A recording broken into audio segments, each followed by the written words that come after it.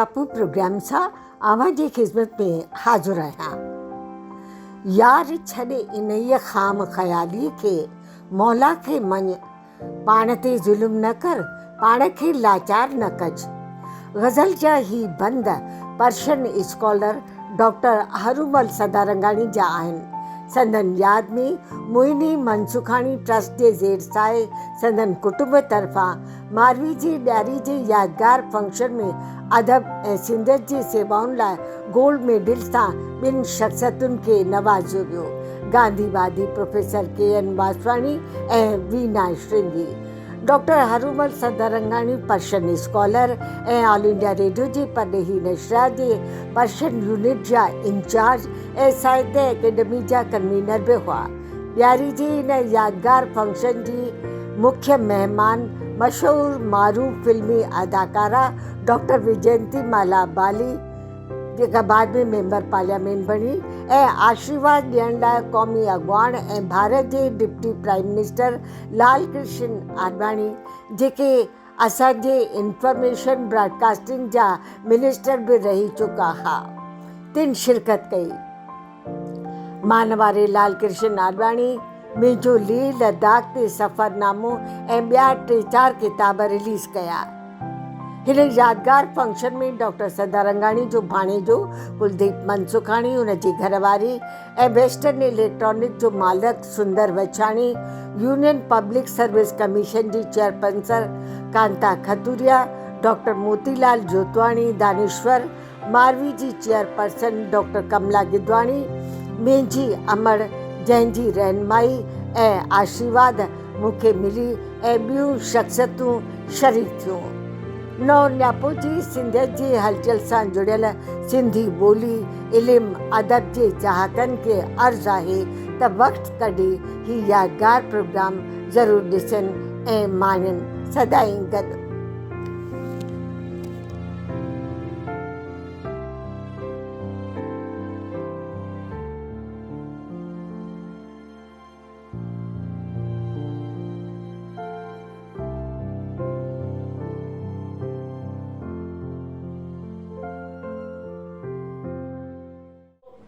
को दिया जा रहा है। मोहिनी मनसुखानी ट्रस्ट की ओर से उनको गोल्ड मेडल भी अभी दिया जाएगा और ये गोल्ड मेडल डॉक्टर सदारंगाणी जी की याद में दिया जाता है, जो कि कमला गिदवाणी जी को कहूँगी कि वो मोहतरमा कांता खतूरिया जी को स्टेज पे ले आए जो दीप जलाएंगे। से मारवी संस्था की ओर से और मोहिनी मनसुखानी चैरिटेबल ट्रस्ट जो है उनकी ओर से उनका बहुत बहुत धन्यवाद कहती हूँ।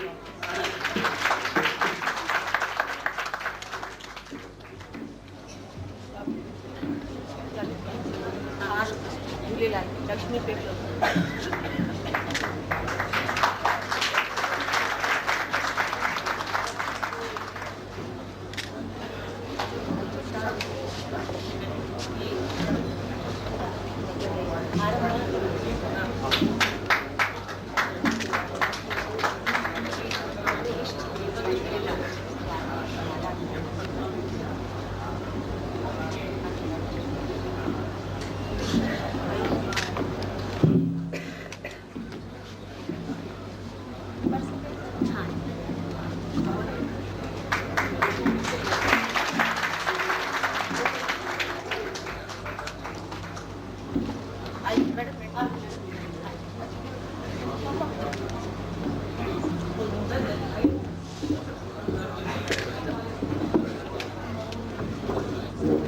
मेहमान हमारे बीच आ चुके हैं, तो मैं उनका, वैसे तो आप सभी जानते हैं कि कौन कौन इस वक्त स्टेज पर मौजूद हैं, लेकिन एक बार फिर मैं उनका तारुफ आपके सामने करवाना चाहूँगी। आप मेरे पहले तरफ से जो बैठे हैं वो मोहतरमा कांता खतूरिया जी हैं, उनके बाद मिसेस वछानी जी हैं वेस्टर्न इलेक्ट्रॉनिक्स की, और उनके साथ में है मैडम विजयंती माला बाली MP, और साथ में मिसेस मनसुखानी जी हैं। और वो मैं एक बहुत ही छोटी सी बच्ची है, उससे कहूँगी कि वो सरस्वती वंदना को ले आती, उसके बाद हम आगे का प्रोग्राम शुरू कर रहे हैं। दीक्षा श्री सरस्वती वंदना मीरा पुस्तक दानणी अंतवाणी समयुक्ता विद्यादानं करोमः। Thank you. Friends, I think we should start with welcoming our guest.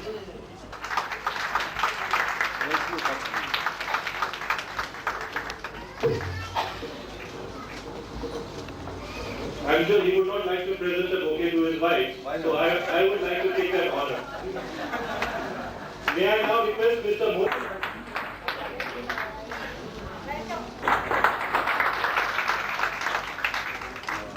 I will now take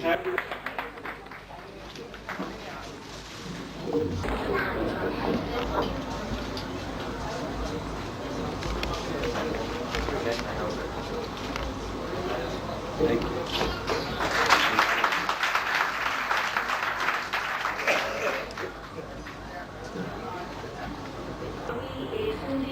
association की छोटी सी उभरती हुई कल्चरल संस्था है।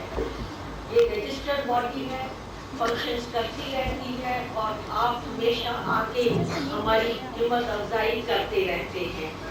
आज हमारे यहाँ आपने जैसे सुना कि बहुत हस्तियाँ मौजूद हैं जिनको आप चाहते हैं। मैं मार्गी की तरफ से शालिनी जी को रिक्वेस्ट करूँगी कि ज़रा उनको सिंध की शॉल प्रेजेंट करें।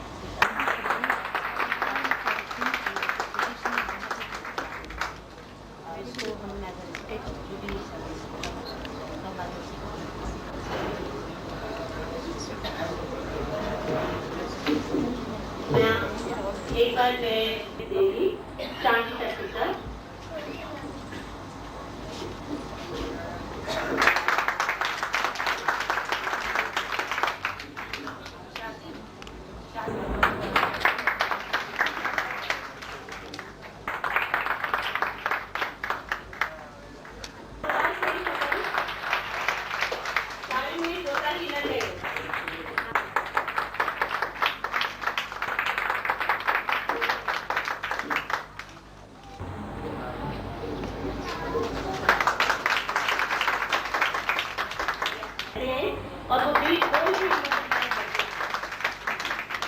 that Mrs. Vijayanti Mala with us this evening to celebrate Diwali. कहानी दिवाली के मतलब वाले में भगवान करे सभी के रुपया मिले, पैसों मिले, नाणों मिले, खुशी मिले, हेल्थ मिले, का कमी न हुजे। के यादगारी खुशी है तब मिस्टर मनोज सुखानी अजो प्रोग्राम सॼो स्पॉन्सर कयो आहे। मां सभिनी खे रिक्वेस्ट कंदुसि त वॾी तारीफ़ लॻे आहे विशाल अहिड़ा सिंधी असां वटि खपनि। असांखे ज़रूरत आहे सिंधियुनि जी जेके असांखे सपोर्ट करे सघनि, हेल्प करे सघनि। ऐं वीना शर्गी वीचारी सॼो ॾींहुं राति महिनत करे जेको सिंधियुनि जो कल्चर वेठी प्रमोट करे उनखे बि तालियूं ज़ोर सां ॾियारो। तालियूं भाउर भेनरो लास्ट टाइम सां गॾु यादि थी त मूं सभिनी खे सिंधी टिप ॾिना हो, तव्हांखे सिंधी सिखो, सिंधी ॿोली, सिंधी लाॾा, सिंधी गज़ल। कंहिं भाउ भेण खे जेके टिप न मिलिया हुजनि त पंहिंजो एड्रेस ॾेई छॾनि, वीना शर्गी खे टिप तव्हांजे घर में फ्री पहुची वेंदा, so that you can enjoy Sindhi music, Sindhi lada, Sindhi ghazals.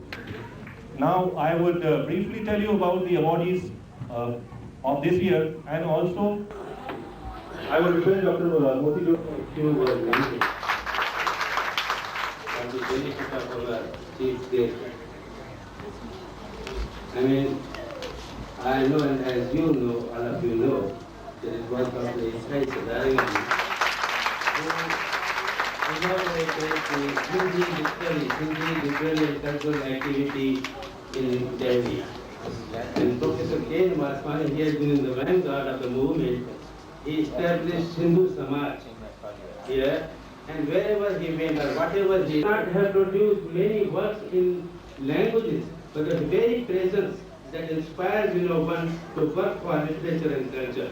Professor K. Vaswani, he was the first editor of the collected works of Gandhiji under Shri Jairam Das Daulatram.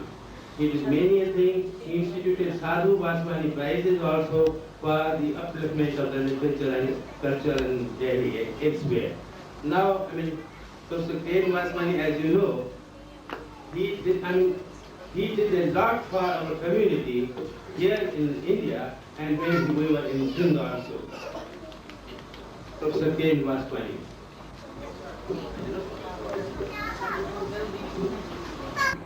The way she inspired the Sindhi literary activity here in Delhi through All India Radio and through her association Mali. I think she was the first lady here in Delhi who just thought of establishing a particular organization for Sindhi women, which she has done successfully well. Veena Shringi, she, as I told you, she combines in her own person two qualities, the two good qualities of being a good literature and a good worker, good social worker, Veena Shringi.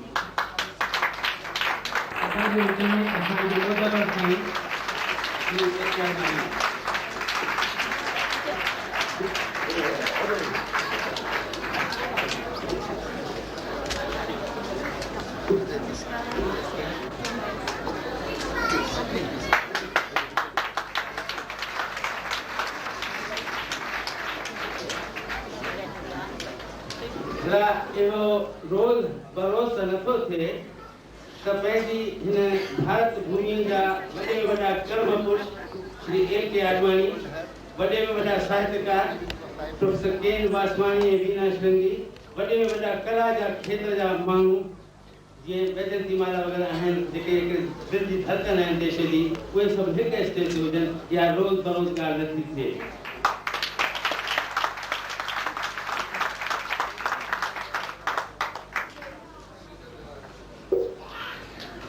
मूं तव्हांखे doctor H. सदारंगाणी इनाम बाबति ॿुधायो। Doctor H. सदारंगाणी पहिरियों शख़्स हो दिल्ली में जो उन वक़्तु दिल्लीअ में सिंधीअ जो प्रोफेसर हो दिल्ली कॉलेज में, ऐं उते हुन रही करे केतिरा वॾा कम कया। ही हेमराज नागवाणी जीवन गुरसाहाणी इहो असांजे प्रोफेसर सदारंगाणी ना इहो शख़्स हुनजो आहे। प्रोफेसर सदारंगाणी पहिरियों शख़्स हो जंहिं हिते रही करे हितां जे अदबी क्लास सिंधी नवजीवन सभा हुजे चाहे सिंधु समाज हुजे उन में हुन कमु कयो। सदाईं जेके तव्हां हुन सां मिलंदा उन ठाही जो शख़्स इहा बि रेयर कॉम्बिनेशन आहे त को माण्हू एतिरो पढ़ियलु लिखियलु हुजे, एतिरो दानिश्वर हुजे ऐं पोइ बि पंहिंजी नेह ठाही विझां। सदाईं पाण खे उन सपना सो खादिम पोइ जंहिं कंहिं सां मिलंदो चवंदो इहो हाकिम ख़बर ॾियो कीअं आहियो, ठीकु आहियो, ॿिए खे हाकिम पाण खे खादिम। इहा जेका नेह ठाही आहे उन शख़्स जी उहा अॼु बि मूंखे चङी तरह यादि आहे। उनजे यादगिरी में असीं इहे इनाम हिते रिथिया आहिनि ऐं हर साल इनाम वेंदा आहिनि। अॼु जिन ॿिनि शख़्सनि खे इनाम मिलिया उहे आहिनि प्रोफेसर K.N. वासवाणी ऐं कुमारी वीना श्रृंगी। वॾी ख़ुशकिस्मती आहे जो जनाब आडवाणी साहब जिन हिते पधारिया आहिनि। असांखे अॼु जे हिन मौक़े ते शुभकामनाऊं ॾियनि था।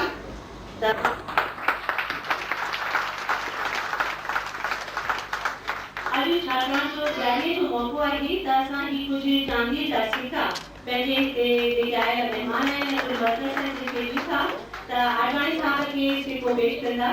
उपस्थित भाइयों और बहनों, मुझे आज हार्दिक प्रसन्नता है कि इस दिवाली के शुभ अवसर पर इस सांस्कृतिक संध्या के अवसर पर मैं आप लोगों के बीच में शामिल हो सकी हूँ। मैं थोड़े ही हफ्ते में वीना श्रृंगी के कई कार्यक्रम मैंने देखे। थोड़ा अरसा पहले ही एक तीज का कार्यक्रम इन्होंने किया था। उससे पहले भी एक बहुत बड़ा फंक्शन इन्होंने शाह अब्दुल लतीफ़ पे किया था जो मुझे देखने का अवसर मिला था। मुझे खुशी है इस बात की कि सिंधियों में इस तरह के लोग आज भी हैं जो चाहते हैं कि सिंध की संस्कृति, सिंध की भाषा, सिंध का साहित्य कायम रहे। हमारा एक सिंधी ऐसा प्रांत रहा है जिसको कोई भी धरती नहीं मिली और सारे का सारा पाकिस्तान बन गया। उसके बाद सिंध से आए हुए लोग पूरे देश में तितर बितर हो गए, कोई कहाँ बसा कोई कहाँ बसा, और वो वहाँ पे बस करके वहाँ के लोगों में ही शामिल हो गए। लेकिन इस बात को हम भूल नहीं सकते कि हर प्रांत के लोगों को अपना साहित्य, अपनी भाषा, अपनी संस्कृति होती है। सिंधी भी काफ़ी तादाद में इस देश में हैं, लेकिन धरती नहीं होने की वजह से, पॉलिटिकल बैकिंग नहीं होने की वजह से वो अपना उत्थान उस रूप में नहीं कर पाए हैं। लेकिन हमारे में जो लोग हैं, सभी लोगों में सब तरह की क्षमता नहीं होती। कुछ लोगों में किस तरह की होती है, आज हमारे आदरणीय आडवाणी साहब हैं, उनमें नेतागिरी की क्षमता है। वो देश में अपने देश को भी और समाज को भी आगे ले जाने की क्षमता रखते हैं। विजयंती माला बाली जी एक आर्ट की देवी हैं। आज से नहीं, बचपन से हम इनको देख रहे हैं। ये एक बहुत बड़ी आर्टिस्ट हैं, आर्ट के साथ जुड़ी हुई हैं, इस बात को समझती हैं कि किस तरह से आर्ट को जिंदा रखा जाए। इनके खुद के आर्ट के कई सेंटर चलते हैं। इन्होंने बड़ी कृपा करके आज यहाँ के मारवी के संस्था के लोगों को हिम्मत अफजाई देने के लिए वो यहाँ पे पधारी हैं। मैं ख़ास तौर से इस मौके पर इनसे निवेदन करना चाहूँगी कि वो सिंधी जाति के लिए, क्योंकि वो अलग से तमिलनाडु से हैं, लेकिन इन सिंधी जाति के लोग जो अपने आर्ट को जिंदा रखना चाहते हैं, थोड़ा सहारा देने की कोशिश करेंगी, अपना जो उनका नेतृत्व है वो प्रदान करेंगी, ताकि यहाँ के जो सिंधी की मारवी संस्था है, जिसमें बहन जीना श्रृंगी के जैसे लोग हैं, जिसको मैं रात दिन काम करते देखती हूँ, अकेली भागती रहती हैं, हर बात के लिए कोशिश करती हैं किस तरह से सिंधी समाज का कल्चर आर्ट कायम रह जाए, तो उनको प्रोत्साहन देने की कृपा करेंगी। मैं आप लोगों के बीच में अधिक समय नहीं लेती हुई सिर्फ इस अवसर पर जो एक आर्ट और कल्चर की संध्या है, इतना विश्वास करती हूँ कि हम सबका उत्तरदायित्व है कि हम सब मिलकर के ऐसे लोगों को प्रोत्साहन दें, जिस हैसियत में भी हम हों, उस तरह से हम जो भी कर सकते हैं तो ऐसे लोगों को प्रोत्साहन दें जो हमारे समाज के लिए इतनी कुर्बानी करके अपना समय दे करके इतने फंक्शंस ऑर्गेनाइज करती हैं, सबसे बड़ा एंटरटेनमेंट आप लोगों को देती हैं, तो हम सब लोग मिलकर के उनको मदद करें, ऐसा मैं विश्वास करके चलती हूँ। इस अवसर पर आयोजकों को मैं बहुत मुबारकबाद देती हूँ, जिन्होंने मेहनत करके ऐसा कार्यक्रम का आयोजन किया है और इतनी बड़ी बड़ी हस्ती आडवाणी साहब को, विजयंती माला बाली जी को यहाँ पे आप लोगों के बीच में लाए हैं, ताकि आपको भी इनसे मिलने का अवसर मिले, जो बहुत मुश्किल काम है। इस तरह की बड़ी हस्तियाँ इस तरह से आ नहीं पाती, उनका समय बहुत कीमती होता है, लेकिन फिर भी वो आप लोगों के बीच में ला सकी हैं, तो ये इनकी मेहनत का ही फल है। मैं एक बार सभी को धन्यवाद देती हूँ जो यहाँ पर आए हैं। मुझे बहुत खुशी है कि जो 2 गोल्ड मेडल मिले हैं वो बहुत सिंधी जाति के डिज़र्विंग लोगों को मिले हैं, और इसी तरीके से हम आगे भी अपने समाज के लोगों को प्रोत्साहन देते रहेंगे। धन्यवाद। सिंधीअ खे प्यार कंदड़ भाउरूं ऐं भेनरूं ऐं उन्हनि में मां शुमारियां थो जेके असीं सभई हिते आहियूं, ऐं उन्हनि में अची वञे थी असांजी भेण विजयंती माला पिणु, छाकाणि त हुन साबित करे ॾेखारियो आहे त उहा हेतिरो असां सां गॾु वेठी आहे ऐं असांखे हिमत अफ़ज़ाई करे रही आहे। वाधायूं असां सभिनी खे ॾियारीअ जो हीउ पवित्र मौक़ो ऐं ईश्वर सभु कुझु कार्य असांजो करे थो, छाकाणि त भेण शालिनी जीअं चयो, असीं प्रार्थना सां शुरू कंदा आहियूं, त उन प्रार्थना ऐं मंगल ऐं प्रार्थना आराधना करण जे करे तव्हां ॾिसंदा त असांजो प्यारो भाउ आडवाणी जो किथे किथे पियो घुमे ऐं ॾाढो बिज़ी आहे, उहो आख़िर वक़्त ते अची पहुतो। इहा बि हिकु प्रार्थना जी करामत आहे। मां घणो कुझु न चई डॉक्टर सदानंदाणी बाबति हिकिड़ो ॿ शब्द चवणु चाहियां थो। उन खां पहिरीं त हीअ जेका संस्था आहे मारवी आदर्श असांजे अॻियां रखे थी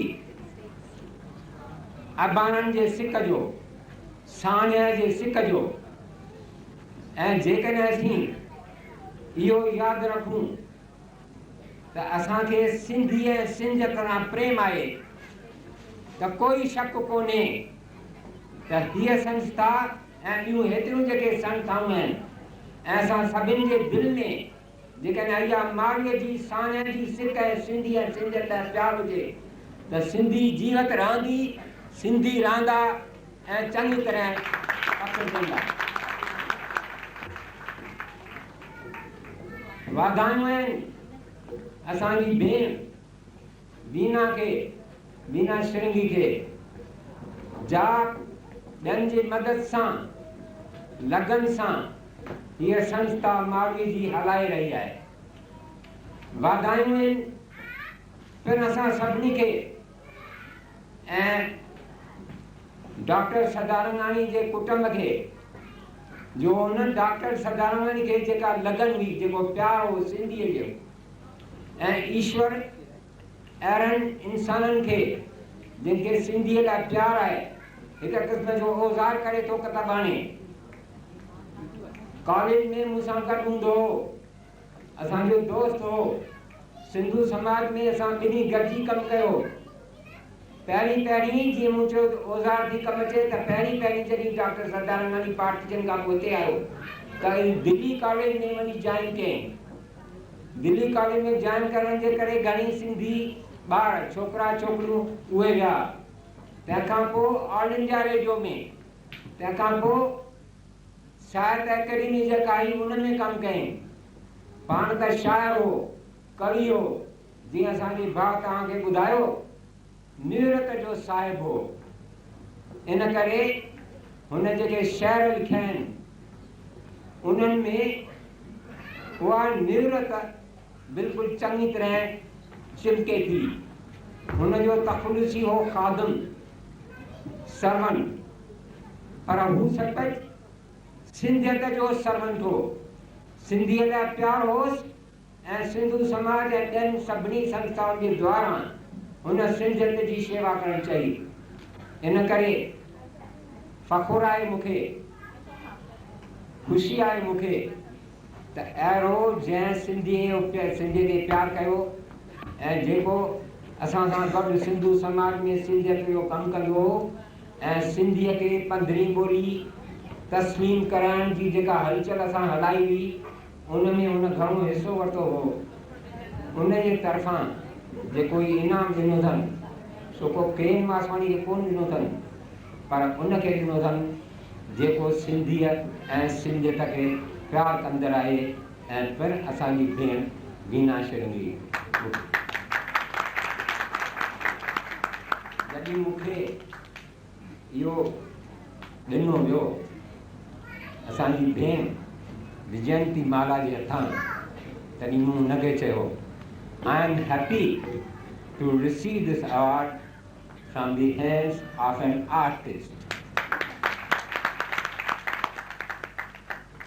ऐं असां शुरू कयो ॻाइण सां। सिंधी अमर रहंदी जेकॾहिं असीं जीअं सभिनी चयो आहे सिंधी ॻाल्हाईंदासीं। इन करे मां सिंधीअ में पियो ॻाल्हायां। जेतिरो मुंहिंजा घणा किताब अंग्रेजी में लिखियल आहिनि पर सिंधीअ में बि लिखियल आहिनि। त इन करे भेनरूं भाउ हीउ जेको मौक़ो आहे ॾियारीअ जो उन में अचो त असीं हिकु क़िस्म जो पाण सां इंतज़ाम कयूं। असीं सिंधी ॻाल्हाईंदासीं, सिंधी पढ़ंदासीं, सिंधी लिखंदासीं, सिंधी ॿारनि खे सेखारींदासीं ऐं अहिड़ा सुठा उत्सव करे सिंधीअ खे ज़ोर वठाईंदासीं।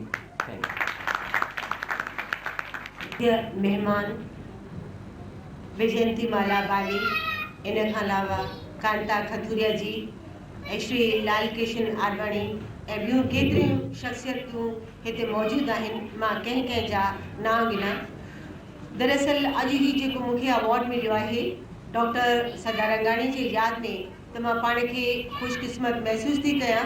उहो इन करे जॾहिं मां ऑल इंडिया रेडियो में नौकरी में दाख़िल थियसि त उहे जज हा ऐं इहा मुंहिंजी वॾी कामयाबी आहे जंहिं मूंखे ऑल इंडिया रेडियो जे सिंधी सर्विस जेका परवेही नशरियात आहे उन लाइ चूंडियो ऐं उनजो सम्मान जेको आहे अॼु मुंहिंजे इच्छे में आहे। ऐं इहो मां इहो चवंदसि त मूं ते हिकु वॾी जवाबदारी आहे, मां उनखे पूरी निभाइण जी कोशिशि कंदसि। ऐं सभ खां वॾी मां इहो चवंदसि त असांजा जेके वर्कर आहिनि उन्हनि जो साथ रहियो आहे मारवी संस्था सां, तंहिंजे करे ही प्रोग्राम असांखे करण में असीं थिया आहियूं। सभिनी पंचायतुनि जा शुक्रगुज़ार आहियां। मां ॿ लफ़्ज़ शाह लतीफ़ मुंहिंजो सूफ़ी शाइर आहे, मां उनजी एडमायरर आहियां ऐं उनजो शेर आहे सजण साणे के अणासे विसरे। असांखां इहो जेको आहे सिंधी ॿोली विसरण जहिड़ी कान्हे का ऐं इहा उमेदु आहे। ऐं जेके आया आहिनि जिन मूंखे सम्मान ॾिनो आहे अॻिते बि असां चाहींदासीं त असांजी आर्ट ऐं कल्चर में रहनुमाई कनि। शाह लतीफ़ जी हिन शेर सां अव्हां खां आशीर्वाद वठंदसि ऐं मोकिलाईंदसि। थोरा न थोरा मूं ते मारवड़नि जा, थोरा न थोरा मूं ते मारवड़नि जा, भलायूं फेरा गणे गणिया केतिरा। महिरबानी सदाईंदड़। डॉक्टर मिस वैजयंती माला बाली जी का बहुत बहुत धन्यवाद कहते हैं कि उन्होंने अपने कीमती शेड्यूल में से इतना टाइम निकाल के हमारे बीच आ जाई हैं और हम सब उनका अभिनंदन करते हैं। और मैं अब रिक्वेस्ट करूंगी हमारे chief guest doctor miss Vaijayanti Mala Bali ji से कि वो आके हमें आशीर्वाद के रूप में। मैं पहले आपको दिवाली मुबारक करना चाहती हूँ।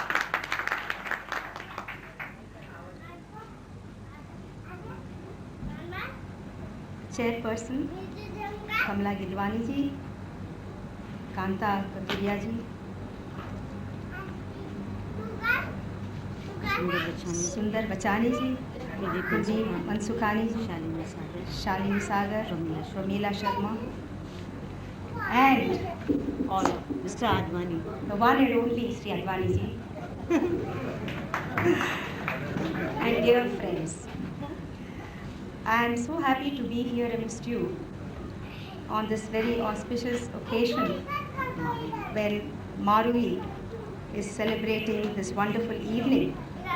In fact, when Shalini and Pramila ji, they came home and they said that this is going to be a function, and they were wanting me to be here with you.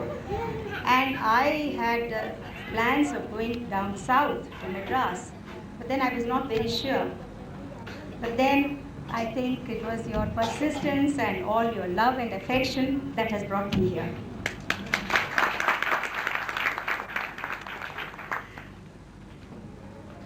Well, I have been very close to your Sindhi community as such because I have a lot of friends and I have my god brothers, my sisters, and especially I have moved with them very closely, and I must confess that you are a very great community.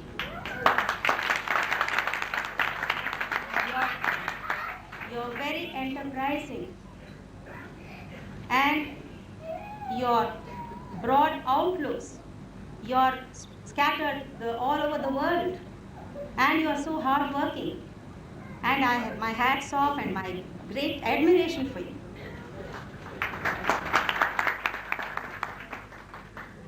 In fact, when your organization Marui, which is a social, cultural and literary organization, and it is unique because it is specially dedicated to Sindhi women. And this is to propagate and popularize the different creative activities among women. I was happy to know that Marui was started in 1983. It has conducted 3 international literary seminars, national workshops, and symposiums from time to time. And I'm very happy that Marui itself is a name after, I hear it's a legendary female personality who had love and affection for her motherland. It is a historical character of Sindh, and has a significant place of honor in the hearts of Sindhi people even today. Culture is a khuraak for intellectual class and for those people who are aware for their society like medicine for a patient. Being a doctor, Kamla Gidwani ji knows better about the importance of khuraak.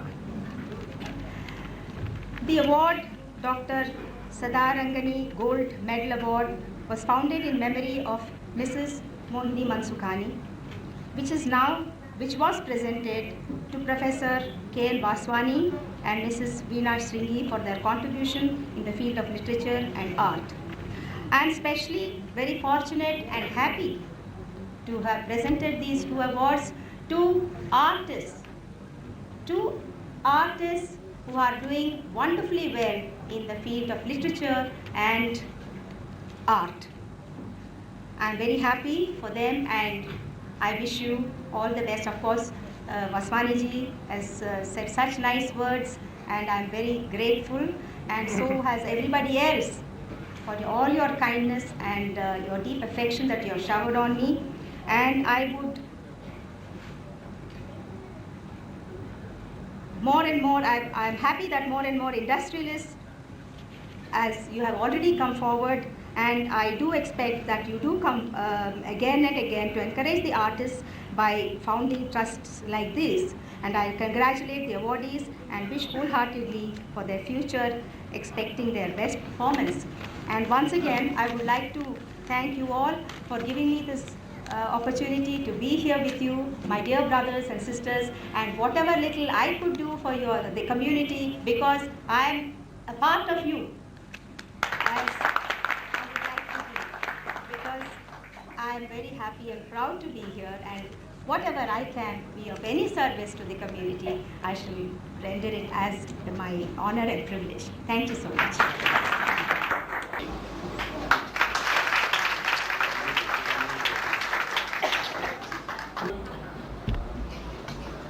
Vaijayanti Mala Bali मूंखे त इन ॻाल्हि जी ख़ुशी आहे त मुंहिंजे हिते पहुचण खां अॻु में ही समारोह ख़तमु कोन थी वियो,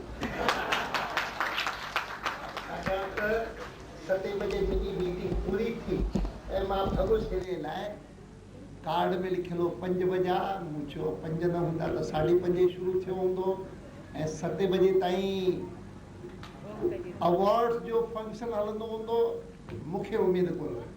पर तंहिं हूंदे मूं भेण वीणा खे चयो हो त मां 5 मिंट में अची सघियुसि त ज़रूरु ईंदुसि, ऐं ॾाढी ख़ुशी आहे मूंखे त मूंखे हीउ मौक़ो मिलियो आहे भेण वीणा खे वाधायूं ॾियण, छाकाणि त मारुई जॾहिं खां ठही आहे, जॾहिं खां लॉन्च थी आहे, तॾहिं खां वठी अकेली हिन जेॾी महिनत करे मारवी जे माध्यम सां सिंधी समाज जी सेवा कई आहे, तमामु घटि माण्हू करे सघंदा। ऐं घणनि खे शायदि ख़बर हुजे, मां 2 साल DG national college Hyderabad Sindh में पढ़ियो आहियां, ऐं उन्हनि ॾींहंनि में प्रोफेसर वासवाणी बि उते पढ़ींदा हुआ, प्रोफेसर KN वासवाणी, ऐं मां जेतोणीक साइंस जो स्टूडेंट हुउसि, मूंखे जेतिरे केतिरो यादि आहे डॉक्टर सदारंगाणी बि DG नेशनल कॉलेज में हुआ। सही आहे न? ऐं तंहिंजे करे मूंखे प्रोफेसर KN वासवाणी खे ऐं भेण वीणा श्रृंगी खे वाधायूं ॾियण में ॾाढी ख़ुशी थिए। हिते प्रोफेसर वासवाणी असां सभिनी जे मन में सिंधीअ लाइ फ़ख़ुरु, सिंधीअ लाइ आत्मीयता केॾी थी सघे, इन जी कल्पना तव्हांखे थी सघे थी। मूंखे यादि आहे त 1991 में जॾहिं असांजे प्रधानमंत्री श्री राजीव गांधी जो देहांत थियो त दुनिया में घणे माण्हू आया हिते, ऐं उन्हनि घणनि माण्हुनि में हिकिड़ी हुई बेनज़ीर भुट्टो, तॾहिं लीडर ऑफ द ऑपोजिशन हुई, तॾहिं प्राइम मिनिस्टर कोन हुई, नवाज़ शरीफ़ प्राइम मिनिस्टर हो। ऐं मूंखे यादि आहे जॾहिं मूंखे गॾी त पहिरियों संदसि जुमिलो हो, आडवाणी साहब तव्हां सां त सिंधीअ में ॻाल्हायूं न। मूं चयो हा ज़रूरु सिंधीअ में ॻाल्हाईंदासीं, ऐं तंहिंखां पोइ ॿियो जुमिलो हुअसि, मूंखे सिंधी पूरी ईंदी कोन अथव।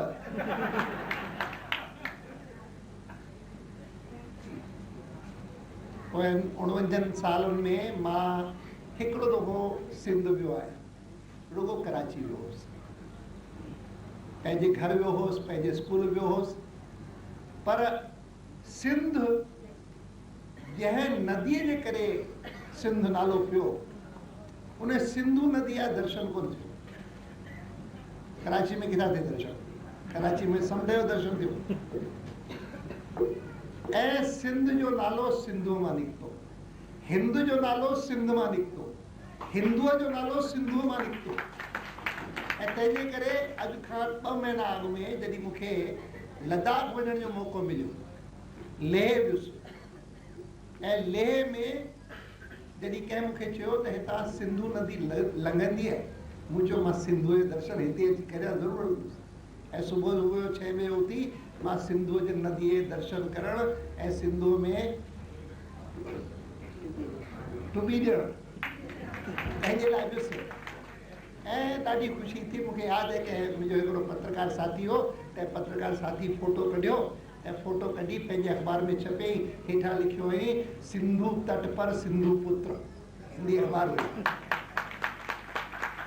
इहे जेके स्वाभाविक ॻाल्हियूं आहिनि, इन्हनि स्वाभाविक ॻाल्हियुनि खे असीं पाण वधायूं ऐं मारवी उन जे लाइ जेका शेवा करे रहे थी, तंहिंजे लाइ मां वरी हिकिड़ो दफ़ो भेण वीना खे ॾाढियूं वाधायूं थो ॾियां, मुबारकूं थो ॾियां। ऐं हिन नमूने जा फंक्शन जिते असीं सिंधी संगीत, सिंधी संस्कृति उनजो विस्तार करे सघूं, वधंदा रहनि ऐं असीं अॻिते वधंदा रहूं। ऐं ख़ुशी इन ॻाल्हि जी आहे त असांजे हिन फंक्शन ते सिंधु रहियो हेॾो परे ऐं असीं दिल्लीअ में, ऐं असांजी अॼु मुख्य अतिथि, मुख्य महिमान तमिलनाडु जी विजयंतीमाला आहे। ऐं अहिड़े शानदार कलाकार जे द्वारा ही सभु इनाम ॾिना वञनि ऐं उन में असीं डॉक्टर सुधारंगाणी खे बि यादि करियूं, जंहिं सिंधी जी पंहिंजे नमूने सां सेवा कई। ॾाढी ख़ुशी जी ॻाल्हि आहे ऐं मुंहिंजे लाइ आनंद जी ॻाल्हि आहे। तमामु